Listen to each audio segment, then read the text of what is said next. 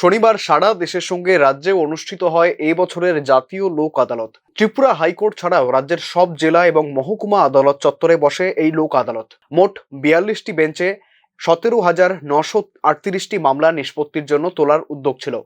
কিন্তু সকালের দিকে বৃষ্টি এবং জ্বালানি সংকটের কারণে বাদী কিংবা বিবাদী পক্ষের লোকেদের আদালত চত্বরে পৌঁছতে খানিকটা সমস্যায় পড়তে হয় বলে অনেকে জানিয়েছেন। তা সত্ত্বেও বহু জায়গাতেই অজস্র মামলার নিষ্পত্তি হয়েছে এদিন।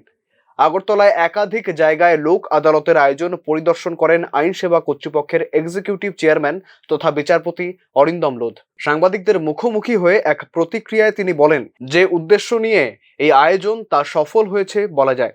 আলোচনার মাধ্যমে বহু মামলার মীমাংসা হয়েছে।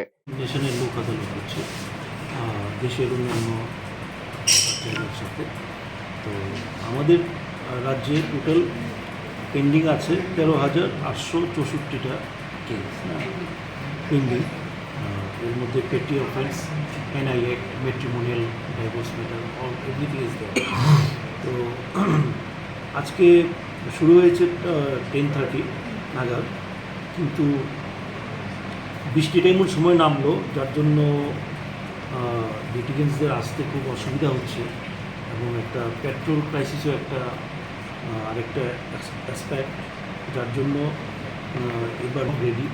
আমরা তো চাইছি লিটিগেন্টসদের সাহায্য করতে, যাতে এটার উদ্দেশ্য কি, লিগাল সার্ভিস অথরিটি আমাদের যে সার্ভিস দিই সেটা হচ্ছে লিটিগেন্টসদের যাতে কোনো রকম অসুবিধায় না পড়তে হয়, বারবার কোর্টে যাতে না আসতে হয়, এবং যাতে আলোচনার মাধ্যমে দুপক্ষই যাতে খুশি মনে বাড়িতে যেতে ফিরতে পারে, এটাই উদ্দেশ্য। যার জন্য আমরা যথাযথ ব্যবস্থা নিই। আমাদের কাউন্সিলররা আছে, এরা ঠিকভাবে। রাজ্য জুড়ে মোট 42টি বেঞ্চে লোক আদালত বসলেও সবচেয়ে বেশি আগরতলায় 8টি বেঞ্চে আদালত বসেছে। লোক আদালতে নোটিশ প্রাপ্ত হয়ে আসা লোকজনদের সাহায্য করেছেন প্যারা লিগাল ভলেন্টিয়াররা। ব্যুরো রিপোর্ট, নিউজ নাও।